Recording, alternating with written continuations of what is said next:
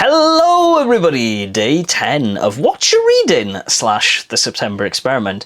Today I'm looking at a book that I've already read because honestly I've been noodling, as you've seen with the thumbnails. It took longer than I thought it would, and therefore we are here talking about Junko's Kiss Him Not Me, an excellent romantic comedy published by Kodansha.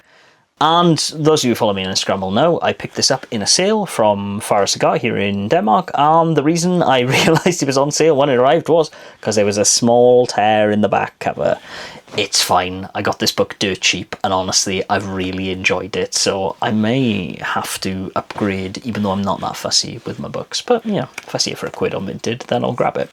The story of this book is essentially there is a Fujoshi and her name is Kae Serinuma.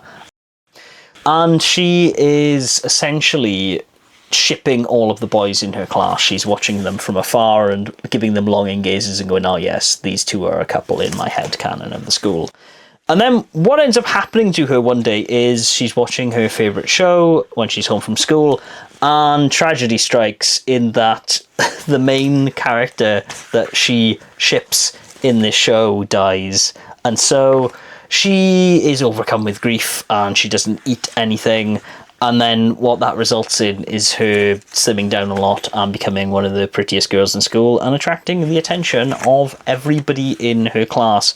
Suddenly the boys that she has been shipping and that she wants to kiss each other are suddenly much more interested in her. It freaks her out because she doesn't really know how to react to it, and they do a lot of beautiful shoujo eyes at each other, and she's actually just overcome with grief still, and seeing this guy makes her think of her long dead anime crush. Such is life, I suppose. And so yeah, this is a romantic comedy. It has a lot of these beats where essentially, you know, there's a whole cast of bishonen, if it'll focus. There we go, these beautiful boys that she's been shipping in her school, and yeah, suddenly they're interested in her.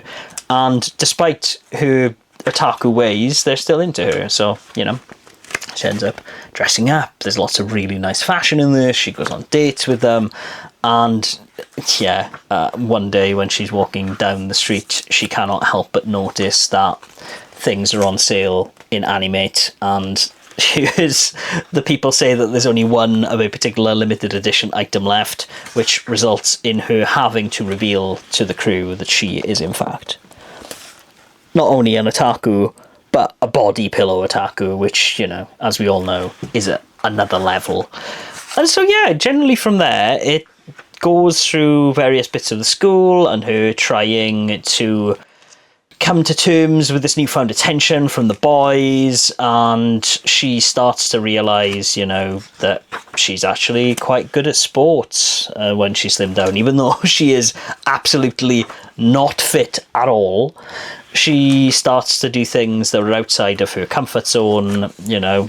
While she's not great at soccer, there's an amazing visual gag where essentially at the end of the game she kicks the ball into the net backwards. It's a very, very, very funny moment, and the book is filled with them. I'm not going to ruin any more of them, but yeah, generally speaking, the relationship with her and the boys is very good.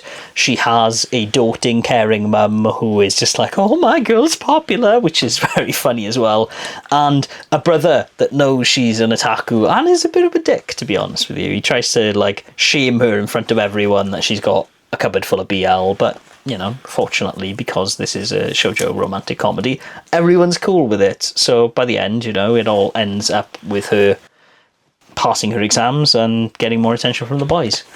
Very, very good book is what I will say. Honestly, I read it and I laughed a lot. And for a book that I had absolutely no expectations of, and again, I'm not a big fan of high school romances, I thought the whole thing of her being a Fujoshi was a very cool twist.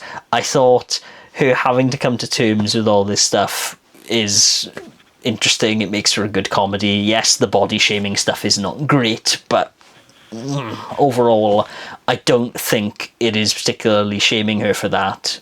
It just actually lands on this idea that people kind of liked her before, and then, you know, there's the beautiful removes the glasses moment and suddenly she's pretty, and lo and behold, everyone's into her in school. It's a good book. I really recommend it. It's actually on Kindle Unlimited, so I think I'm probably going to read a lot more of it, and let's see if I end up picking up the rest of the volumes. It could honestly be something I end up collecting. Who would have thought? Anyways, folks, as it is getting late, this is the end of the video. I hope you've enjoyed, and I will be back again tomorrow, more prepared and doing something a little bit different. But until then, be sure, as always, to read on. Take care. Bye-bye.